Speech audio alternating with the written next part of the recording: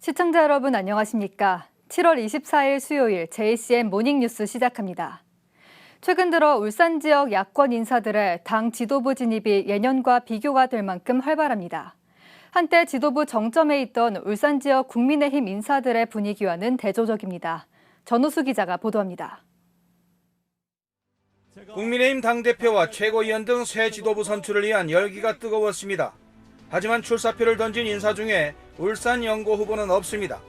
불과 1, 2년 전만 해도 김기현 의원이 울산 정치사상 첫 여당 대표를 맡는 등 울산이 정치적 초점이 됐던 그때와는 판이합니다.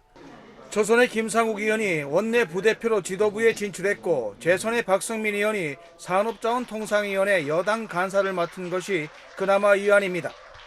이런 와중에 야권 인사들의 움직임은 활발합니다. 가장 두드러진 인사는 진보당의 북구 윤종호 의원입니다. 21대 총선에 당선되면서 지난 5월 29일 원내 유일 진보정당 원내대표로 선출된 지 2달여가 됩니다. 진보 정치에 목소리를 내는 것들도 매우 중요하기 때문에 대표 진보 정당으로서의 어떤 그 원내에서 좀 제대로 목소리 낼 때는 내고. 더불어민주당 김태선 의원은 원내 진입과 함께 원내 부대표를 맡았고 더불어민주당 남구갑 전운수 변호사가 민주당 지명직 최고위원에 올랐습니다. 새 지도부가 선출되는 다음 달 18일 민주당 전당대회까지는 최고위원직을 수행하게 되고 앞으로도 울산이라는 정치 지형상 활동폭이 넓을 것으로 보입니다.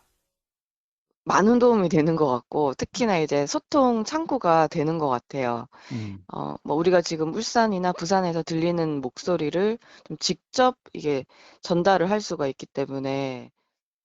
군소정당의 지도부에 입성한 인사들도 있습니다.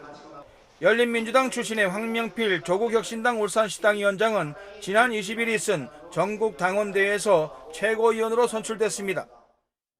이제 울산 시민이 애정을 보여주십시오. 전국의 조국혁신당원들은 재계 부울경을 챙기고 지역균형 발전을 위해 노력하라는 책무를 안기셨습니다. 이에 앞서 총선을 앞두고 민주당을 탈당해 새로운 미래로 옮긴 남구갑 이미영 지역위원장도 최고위원격인 책임위원회에 선출돼 지도부 입성에 성공했습니다. 이 같은 지역 야권 인사들의 중앙지도부 진출을 두고 지역 정치 환경의 다양성 확대라는 긍정적 시각이 많습니다. 또한 지역 현안 해결을 위한 참여 기회가 한층 넓어지는 등의 긍정적 평가가 나옵니다. JCN 뉴스 전우수입니다. 부울경 초광역 경제동맹 추진단은 경제동맹 실현을 위해 울산 창원 간 고속도로 건설 등 내년 현안 사업에 대해 국비 확보 활동을 본격적으로 추진한다고 밝혔습니다. 추진단은 지난해 3월부터 3개 시도가 함께할 71개의 공동협력 사업을 발굴해 추진해 오고 있으며 이 가운데 내년 국비가 필요한 사업은 17개 사업입니다. 주요 사업은 울산 창원 간 고속도로 건설을 비롯해 지역혁신 메가 프로젝트와 부울경 수소버스 공동구매, 그리고 부울경 소아 전문 응급의료센터 운영 지원 등입니다.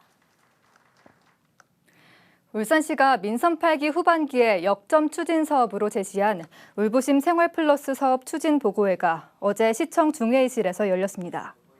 울산시가 추진 중인 울부심 생활플러스 사업은 생활안정 플러스 분야 등 3개 분야 15개 세부 사업에 3년간 454억 원의 예산이 투입될 예정입니다. 울산시는 울부심 생활플러스 사업의 원활한 추진을 위해 지난 1일자 조직 개편을 통해 총괄 조직인 시민생활정책추진단을 신설하고 본격적인 사업에 들어갔습니다. 영남알프스 둘레길을 국가가 운영관리하는 국가숲길로 조성해야 한다는 주장이 나왔습니다. 울산시의회 공진혁 의원은 지난 23일 의원연구실에서 울산시 녹지공원 과장과 울주군 산림휴양과장 등 관계공무원과 회의를 갖고 영남알프스 둘레길을 정비해 명품 국가숲길로 조성하는 방안을 마련해야 한다고 주장했습니다. 국가숲길은 산림휴양법에 따라 산림 생태적 가치나 역사문화적 가치가 높아 체계적으로 운영관리가 필요한 곳을 산림청이 지정 공시할 수 있습니다. 지난 2021년 5월 지리산 둘레길이 국가숲길로 지정된 이후 지금까지 전국에 9개의 국가숲길이 지정됐으며 울산을 비롯한 영남 지역에는 아직 국가숲길로 지정된 곳이 없습니다. 최근 백일해가 소아 청소년을 중심으로 전국적으로 확산하자 울산시가 시민들의 각별한 주의를 당부하고 나섰습니다. 울산시에 따르면 올 들어 현재까지 전국에서 발생한 백일해 환자가 12,000명을 넘는 등 빠르게 확산하고 있습니다. 울산에도 6월까지 7명이었던 환자가 이달에만 30명이 추가 발생하는 등 급증 추세를 보이고 있습니다. 이에 따라 울산시는 교육청, 보건소 등과 함께 학교와 학원 등 집단 감염 우려 시설의 감시를 강화하고 일주일 이상 기침을 하거나 확진자 접촉 이후 증상이 있으면 신속하게 의료기관에서 진료를 받을 것을 당부했습니다. 글로벌 도시 관광진흥기구 소속 회원도시의 울산 투어와 포럼 행사가 어제 롯데시티 호텔에서 개막식을 시작으로 이틀간의 일정에 들어갔습니다. 이 행사에는 관광 분야 공무원과 청년 30여 명이 참여한 가운데 열리고 있으며 참가자들은 어제 개막식에 이어 HD 현대중공업과 진화 명선도를 방문했습니다. 이틀째인 오늘은 고래문화마을과 유해코 주간 마이스 관광 울산 포럼에 참석할 예정입니다. 글로벌 도시 관광진흥기구는 회원도시 간 상호 협력과 세계 관광산업 활성화를 목표로 지난 2002년에 창설한 국제기구로 울산시는 지난 2003년부터 회원도시로 가입했습니다. 이번 장마 때도 전국 곳곳에서 폭우로 인한 침수 피해를 입었습니다. 장마가 물러가도 태풍 소식이 이어지면서 마음을 놓을 수가 없는 상황인데요. 울산도 유독 큰 물에 약한 도시여서 홍수 때마다 걱정이 많은데 울산소방이 선제적인 대응을 위해 대용량 배수차 2대를 도입해 어제 시범 훈련을 했습니다. 전동은 기자가 직접 현장을 다녀왔습니다. 배수 펌프로 물을 빨아들이자 연결된 호스 안에 물이 가득 차며 폭포 같은 물줄기가 배출구를 통해 뻗어져 나옵니다. 물을 빨아들인 건 이번에 도입된 대용량 배수차입니다. 울산 소방본부가 13억 원을 투입해 울산에서 처음으로 2대를 배치했습니다. 이번에 도입된 대용량 배수차는 분당 25톤의 물을 배수할 수 있습니다. 기존 배수 방식보다 인력이나 설치 시간 면에서도 효율적이고 성능도 뛰어나 집중 호우로 인한 대규모 침수 피해를 신속하게 예방할 수 있습니다. 일반 펌프차는 양이 방수량이 보면 한 3,000 정도 나간다면 저희들은 이 펌프 4개가 실리기 때문에 한 25,000리터가 나간다고 보시면 돼요. 한 10배 정도의 성능이 있습니다. 일반적으로 많은 비가 내린 걸로 분류되는 시간당 20mm 이상의 비가 울산에 내린 날은 지난 5년 중 지난해가 8일로 가장 많았습니다. 이 중 집중 호우 수준인 시간당 30mm 이상의 비가 내린 날의 강수량을 종합해보면 지난해가 전년도의 2배 이상입니다. 이상기후로 폭우가 내리는 날이 많아지면서 전국적으로 침수 피해가 우려되는 만큼 울산시도 선제적인 대응에 나서겠다는 계획입니다. 적인 집중호우나 태풍이 아주 늘어나고 있어서 침수 예방을 위한 특수 차량을 선제적으로 도입을 했습니다. 우리 울산시는 시민의 생명과 재산을 지키는데 최선을 다하겠습니다. 대용량 배수차는 배수 기능뿐만 아니라 대형 화재 시 소방차의 급수를 할 수도 있어 긴급 상황 멀티 자원이 될 걸로 기대됩니다. 울산 소방본부는 지난 12일부터 대용량 배수차 2대를 특수 대응단과 중부소방서에 1대씩 배치했고 이번 여름 침수 우려 지역부터 실전 투입할 계획입니다. JCN 뉴스 전동훈입니다. 울산 지역 산업재해 예방과 노동안전 보건 증진을 위해 주요 정책을 수립하게 될 노동안전보건 자문위원회가 어제 시청 국제회의실에서 출범식을 갖고 본격 활동에 들어갔습니다. 어제 위원회에서는 임기 2년의 자문위원 10명을 위촉했습니다. 한편 울산시는 이에 앞서 지난해 11월 울산연구원에 울산시 노동안전보건 기본계획 수립 용역을 의뢰했으며 오는 8월 완료될 예정입니다. 에너지 저장과 해수의 담수화를 동시에 실현할 수 있는 기술이 개발됐습니다. 유니스트 에너지화학공학과 안광진 교수팀과 김영식 교수팀은 바닷물을 담수화하는 배터리를 개발해 바닷물을 공업용수 수준까지 염분을 빼는 데 성공했습니다. 개발된 담수 배터리는 기존 배터리와 달리 방전 시에도 염분을 99% 이상 제거해 우수한 재생 능력을 보였습니다. 이번 연구로 에너지 저장용 배터리와 해수 담수화 장비를 하나로 통합해 설비 비용을 절감할 수 있을 걸로 기대되고 있습니다. 울산시가 조선산업의 경쟁력 강화를 위해 3D 프린팅 기술 접목에 적극 나섭니다. 이를 위해 울산시는 울산정보산업진흥원 주관으로 한국 3D 프린팅 융합기술협회와 HD 현대중공업과 협약을 맺고 HD 현대중공업은 선박 건조 과정에서 나오는 폐자재를 3D 프린팅 관련 뿌리 기업에 발주하고 뿌리 기업은 이를 다시 제품화해 납품하는 온라인 체제 플랫폼 개발에 참여한다고 밝혔습니다.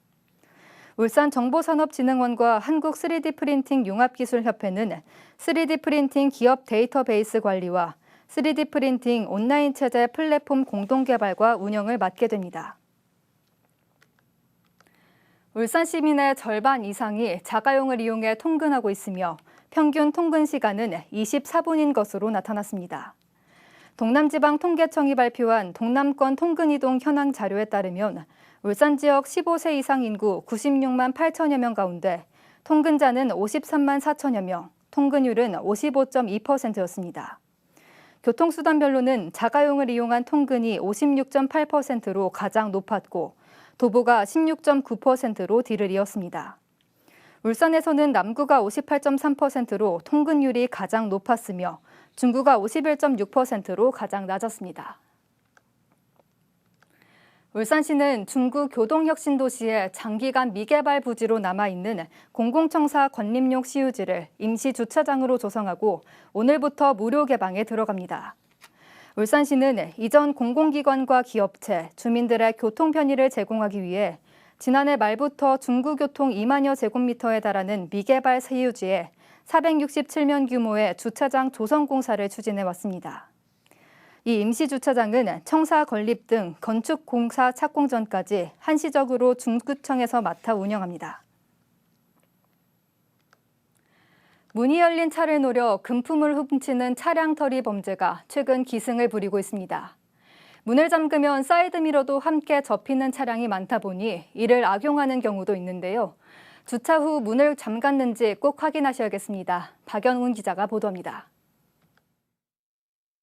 지난 5월 울산 남구 신정동의 한 골목. 한 남성이 주차된 차량 앞을 잠깐 서성이더니 문을 열고 차 안에 들어갑니다. 한참 뒤 차에서 나온 남성은 맞은편 건물에서 나온 차주를 발견하곤 그대로 도망칩니다.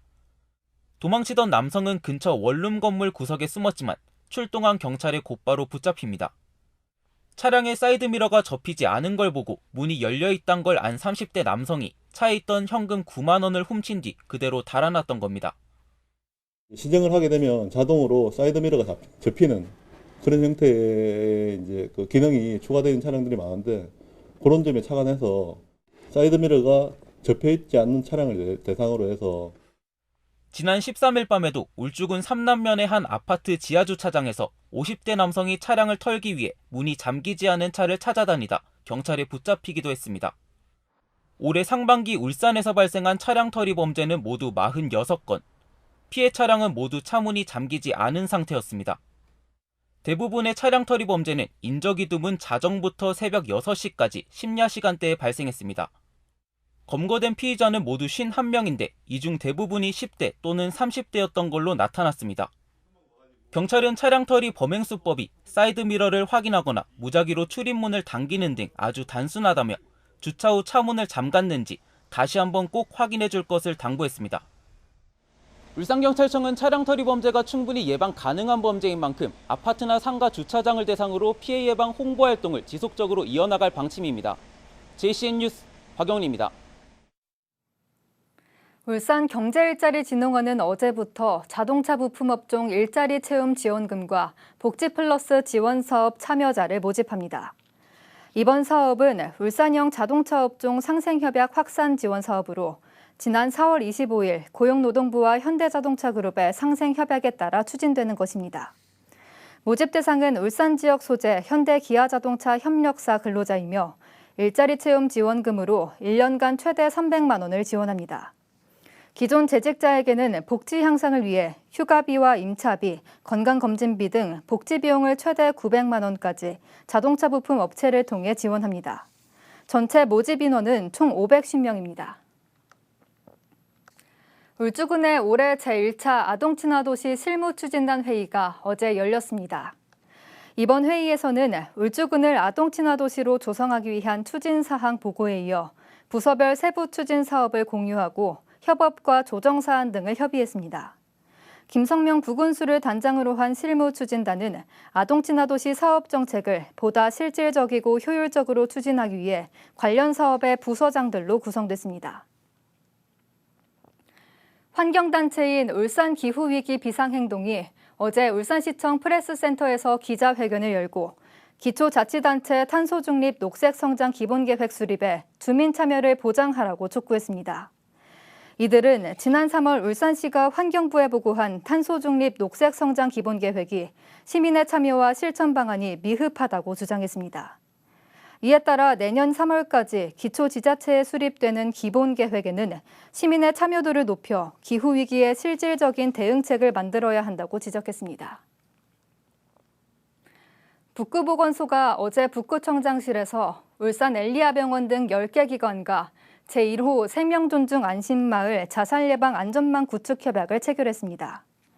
이번 협약에는 보건의료와 교육, 복지 등 6개 영역 10개 기관 단체가 참여했으며 이들 기관 단체는 생명존중 분위기 확산과 자살예방 안전망 구축에 함께 노력하기로 했습니다. 북구보건소는 취약계층 인구수 등을 고려한 자체 선정 기준에 따라 먼저 농소일동을 생명존중 안심마을로 지정했으며 점차 확대해 나갈 계획이라고 밝혔습니다. 울산시 교육청이 학교회계 재정집행 분야에서 3년 연속 전국 1위를 달성했습니다. 시교육청은 소속 학교 244곳에 2023학년도 학교회계 재정집행률 99.53%를 달성하며 전국 1위를 차지해 성과급 30억 원을 확보했습니다. 이번 성과급 확보로 교육청은 앞서 확보한 교육비 특별회계 재정집행 성과급 50억 원 등을 포함해 모두 100억 원의 성과급을 확보하게 됐습니다. JCM 모닝뉴스를 마칩니다. 함께해 주신 여러분 고맙습니다.